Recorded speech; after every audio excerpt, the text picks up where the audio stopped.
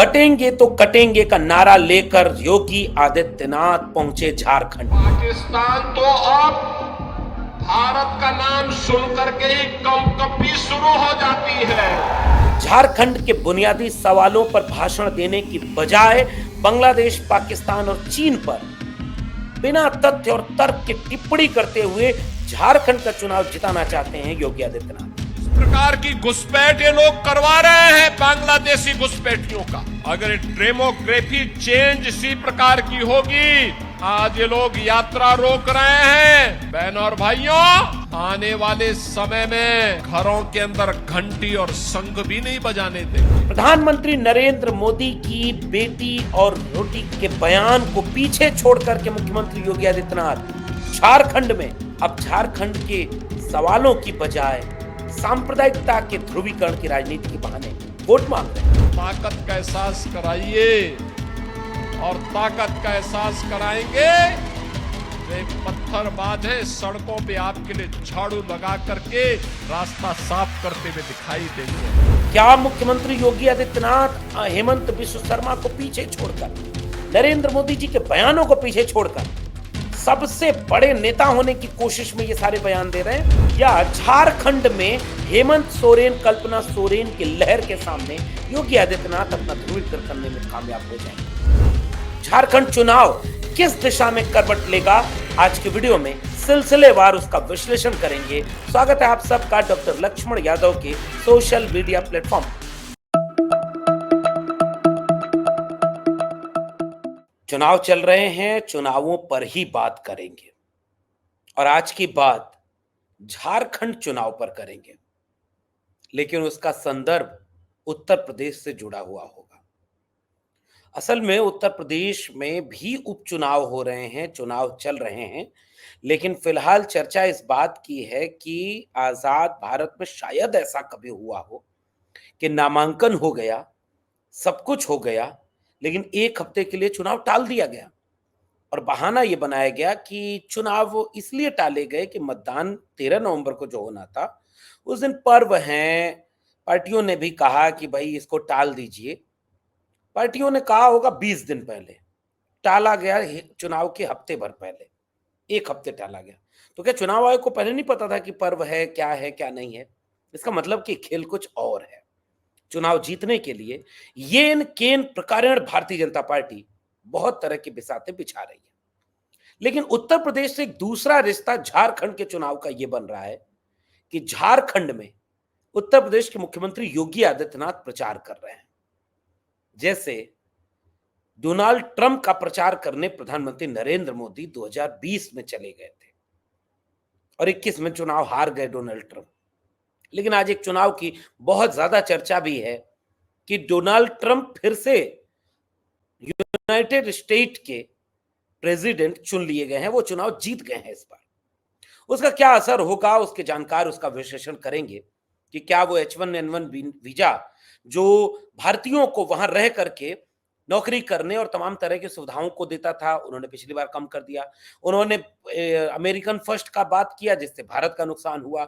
उन्होंने आर्थिक नीतियों पर ऐसी नीतियां बनाई जिससे भारत का एक्सपोर्ट इंपोर्ट प्रभावित हुआ। तो क्या इस बार भी वो करेंगे? और चीन और रूस के साथ संबंधों में भारतीय विदेश नीति किस दिशा में जाएगी और इस चुनाव के बाद मोदी जी को फायदा होगा या भारत को फायदा होगा, इसका विश्लेषण फिर आराम से लोग करते रहेंगे। लेकिन एक बात तो यह तय है कि फिलहाल झारखंड में योगी जी के भाषणों से भारतीय जनता पार्टी फायदा उठाने के लिए कोशिश कर रही है। और योगी आदित्यनाथ उत्तर प्रदेश के मुख्यमंत्री पिछले दिनों उन्होंने एक भाषण शुरू किया, नारा दिया कि एक रहेंगे तो नेक रहेंगे, बटेंगे तो कटेंगे। यही भाषण वो महाराष्ट्र के चुनाव में देते हुए पाए गए। और जब हम आज बात कर रहे हैं तो खुद मुख्यमंत्री योगी आदित्यनाथ झारखंड में भी जाकर, चाहे वो हजारीबाग की रैली हो, चाहे वो जमशेदपुर की रैली हो, उन सारी रैलियों में योगी आदित्यनाथ झारखंड के सबसे बड़े एजेंडे के रूप में हिंदू, मुसलमान, पाकिस्तान, इन्हीं एजेंडों को फिर से स्थापित करते दिख रहे हैं। भारतीय जनता पार्टी का कोर एजेंडा यही है। भारतीय जनता पार्टी आज भी अपने इसी नैरेटिव पर चुनाव लड़ रही है। और ये कोई नया नैरेटिव तो बीजेपी का है नहीं। बीजेपी और आरएसएस लंबे समय से मुसलमानों का डर दिखाकर, आबादी बढ़ जाएगी और तमाम चीजों का डर दिखाकर, हिंदुओं को गोलबंद करके उन्हें वोट में तब्दील करके उनका वोट लेने की कोशिश करते हैं। पाकिस्तान का डर दिखाकर, आपको याद होगा देश के प्रधानमंत्री नरेंद्र मोदी भी जब गुजरात के मुख्यमंत्री थे, जैसे आज योगी आदित्यनाथ हैं उत्तर प्रदेश के मुख्यमंत्री, तो साबित करना है कि देश में गोलबंदी कैसे हो, तो वो बार बार कहते थे पाकिस्तान को लव लेटर लिखना बंद करना चाहिए। वही काम अब जो है योगी आदित्यनाथ कर रहे हैं, क्योंकि 2024 के चुनाव में उत्तर प्रदेश में वो बीजेपी को जिता नहीं पाए थे। बीजेपी अयोध्या भी हार गई थी, याद रखिएगा इस बात को। और इस सब के बावजूद भी बीजेपी आज की तारीख में झारखंड और महाराष्ट्र जीतने की कोशिश कर रही है। तो एक तो ये पूरा पूरा का प्रकरण इस तरह से चल रहा है। अब योगी आदित्यनाथ ने इस पूरी बातचीत में क्या चीज और शामिल कर दी। योगी आदित्यनाथ ने हजारीबाग, जमशेदपुर, वहां की रैली में क्या कहा, झारखंड में घुसपैठिए बढ़ रहे हैं। ये वही भाषा है जो प्रधानमंत्री और गृह मंत्री की भाषा है। आपको याद होगा अभी चंद रोज पहले देश के प्रधानमंत्री आदरणीय नरेंद्र मोदी जी क्या भाषण दिए थे झारखंड में। वो आपकी बेटी ले जाएंगे, वो आपका मिट्टी उठा ले जाएंगे। जैसे 2024 के आम चुनाव में प्रधानमंत्री नरेंद्र मोदी क्या कहते हुए सुनाई दे रहे थे, आपका मंगलसूत्र छीन लेंगे, आपके घर में 2 कमरा होगा तो 1 कमरा छीन लेंगे, आपकी घर में जो कुछ धन संपत्ति होगी वो छीन लेंगे, भैंस खोल ले जाएंगे। लेटेस्ट वर्जन झारखंड में जाकर देश के प्रधानमंत्री ने कहा वो आपकी बेटी उठा ले जाएंगे। जबकि ये देश तर्क और तथ्य के साथ जब सोचता है तो वो देखता है कि हाथरस की बेटी किसकी थी और कौन उसकी इज्जत तार तार किया। सरकार किसकी थी? सरकार ने क्या किया? मणिपुर की आदिवासी बेटी किसकी थी? जिन 2 बेटियों को मणिपुर में नंगा करके घुमाया गया, जिन 2 बेटियों को अपमानित किया गया, पूरा मणिपुर जलता रहा, आदिवासी तबके के लोगों का घर बार जान माल सब कुछ ध्वस्त होता रहा, और संसद में खड़े होकर आदिवासी सांसद मणिपुर के ये बोलते रहे कि मणिपुर जल रहा है और प्रधानमंत्री कुछ भी नहीं बोल रहे। मणिपुर गए नहीं आज तक।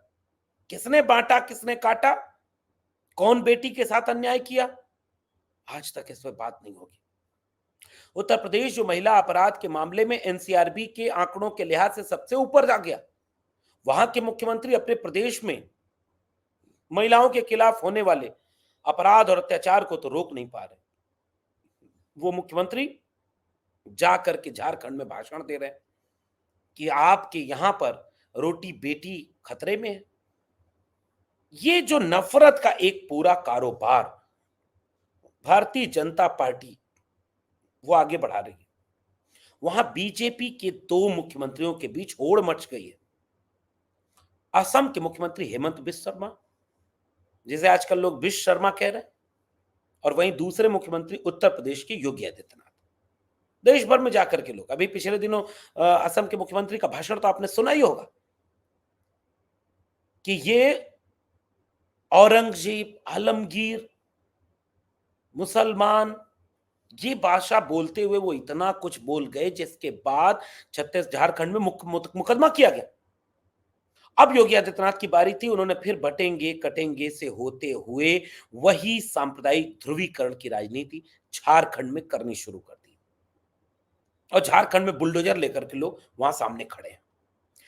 हेमंत सोरेन जो इंडिया अलायंस की तरफ से एक बड़े चेहरे हैं, जिन्हें भारतीय जनता पार्टी ने जेल में डाला, हेमंत सोरेन अपने भाषण में याद करते हुए कहे कि गृह मंत्री हैं Amit Shah, border security force आती है अंडर में अमित शाह के, देश में सरकार है बीजेपी की, और दूसरे देश से अगर कोई घुसपैठिया आ गया तो कितना आपने रोका और कितने घुसपैठियों को बाहर भेजा आपने, और बांग्लादेश के घुसपैठियों की चिंता करने वाले ये बीजेपी के लोग बांग्लादेश से कोई भाग करके उनकी प्रधानमंत्री आई तो भारत में शरण किसने दी? कैसे उनका हेलीकॉप्टर उतर गया? आज वो कहां हैं? क्या कर रहे हैं आप? ये कई कठिन सवाल पूछते हुए छत्तीसगढ़ के उदाहरण देते हुए आदिवासियों के लिए खतरा बताया है झारखंड के मुख्यमंत्री ने बीजेपी को। उन्होंने कहा कि ये जल जंगल जमीन छीनकर पूंजीपति दोस्तों को बेचने के लिए, झारखंड को लूटने के लिए ये सारा हिंदू मुस्लिम का शगुफा उठाया जा रहा है। जैसे पड़ोस के राज्य छत्तीसगढ़ में जैसे ही बीजेपी की सरकार बनी, हसदेव के जंगलों को अडानी के लिए काटने की शुरुआत हो गई। 2.5 लाख से ज्यादा पेड़ हसदेव के जंगलों को काट दिए गए। अडानी को पूरा का पूरा खनिज संसाधन बेच दिया गया।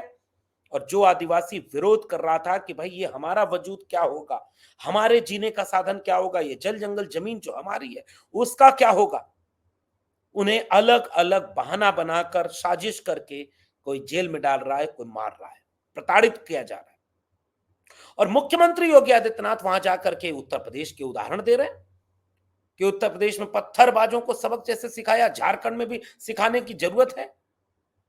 उत्तर प्रदेश में झारखंड में बोलते हुए मुख्यमंत्री योगी आदित्यनाथ कह रहे हैं कि हमारे यहां भी कांवड़ यात्रा नहीं निकलने दी जा रही थी, आज हम फूल माला बिछाते हैं, बरसाते हैं और कांवड़ यात्रा चलती है। क्या आपने ये देखा, बिहार में भी पता चला कि मस्जिद के ऊपर भगवा झंडा फहराने की कोशिश की गई, बिहार पुलिस ने गिरफ्तार किया। बीजेपी की सरकार है, उसने कहा कि ये भाई जेल जाएगा, ये आदमी कानून व्यवस्था के लिए खतरा है। उत्तर प्रदेश में बहराइच का दंगा हुआ और मुख्यमंत्री योगी आदित्यनाथ झारखंड में जाके कहते हैं कि उत्तर प्रदेश में कोई दंगा नहीं हो रहा। और उत्तर प्रदेश के बहराइच के दंगे का आलम यह था कि बहराइच में भारतीय जनता पार्टी के ही विधायक ने भारतीय जनता पार्टी के ही कार्यकर्ताओं को दंगा कराने के नाम पर मुकदमा कर दिया। यानी सब कुछ प्री प्लान्ड था और वहां भी कोई झंडा उतार कर झंडा फहराने दूसरे के घर पर चढ़ गया। यही आग लगाने की कोशिश क्या झारखंड में की जा रही है, ताकि हिंदू मुसलमान के नाम पर बरगलाया जाए झारखंड को। और झारखंड के खनिज संसाधनों पर निशाना है, जैसे अंबानी और अडानी को बेचा जा सके। असली लड़ाई उस खनिज संसाधन की है। झारखंड में उन खनिज संसाधनों को बचाने के लिए कल्पना सोरेन और हेमंत सोरेन मजबूती से अपनी लड़ाई लड़ रहे हैं और भारतीय जनता पार्टी हिंदू मुसलमान के नैरेटिव पर लड़ाई लड़ रही है। मुख्यमंत्री योगी आदित्यनाथ बोलते हुए कितना कुछ बोलते गए। उत्तर प्रदेश जैसा राज्य चाहिए, चीन पीछे हट गया। आप कैसे पता चला योगी आदित्यनाथ जी को? लगता है फॉरेन मिनिस्ट्री का अतिरिक्त प्रभार मुख्यमंत्री योगी आदित्यनाथ जी के पास आ गया। रोज आज आप गूगल करिए, तस्वीरें देखिए, अलग अलग न्यूज एजेंसी, अलग अलग लोग लगातार क्या बता रहे हैं पता है? चीन भारत में घुसता जा रहा है, लद्दाख से लेकर के अरुणाचल प्रदेश तक, और कोई लाल आंख आज तक केंद्र सरकार नहीं दिखा पाई है। विदेश नीति इतनी चूक गई कि कनाडा में हिंसक वारदातें होने लग रही हैं।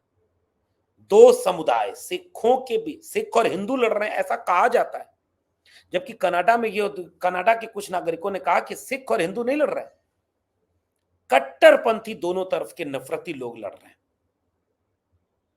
और ये माहौल झारखंड में भी बन जाए, इसकी कोशिश योगी आदित्यनाथ कर रहे हैं। इसलिए झारखंड चुनाव, जिसका कोई वास्ता पाकिस्तान से नहीं, जिसका कोई वास्ता चीन से नहीं, जिसका कोई वास्ता नफरत से नहीं, उस विधानसभा चुनाव में मुख्यमंत्री योगी आदित्यनाथ फिर से बटेंगे तो कटेंगे के नारे पर पहुंच गए और अनावश्यक, बिना तथ्य के, बिना तर्क के, बिना किसी प्रमाण के भावनात्मक तरीके से हिंदू गोलबंदी करने में कोशिश कर रहे हैं। जबकि झारखंड की बहुसंख्यक आदिवासी आबादी है और आदिवासियों का मानना है कि वो हिंदू नहीं है। झारखंड में वहां की विधानसभा सरकार ने सरना धर्म कोड पास किया अपनी विधानसभा में और उन्होंने कहा कि जब अगली बार जनगणना हो तो आदिवासियों के लिए धर्म के कॉलम में सरना धर्म कोड का भी नाम होना चाहिए। आदिवासियों की इबादत पद्धति अलग है, आदिवासियों की पूजा पद्धति अलग है, आदिवासियों का मान्यता अलग है, आदिवासियों के देवता अलग हैं, और आदिवासियों की संस्कृति, जिस पर वनवासी संस्कृति करके बांटने और तोड़ने का काम आरएसएस और बीजेपी कर रही है।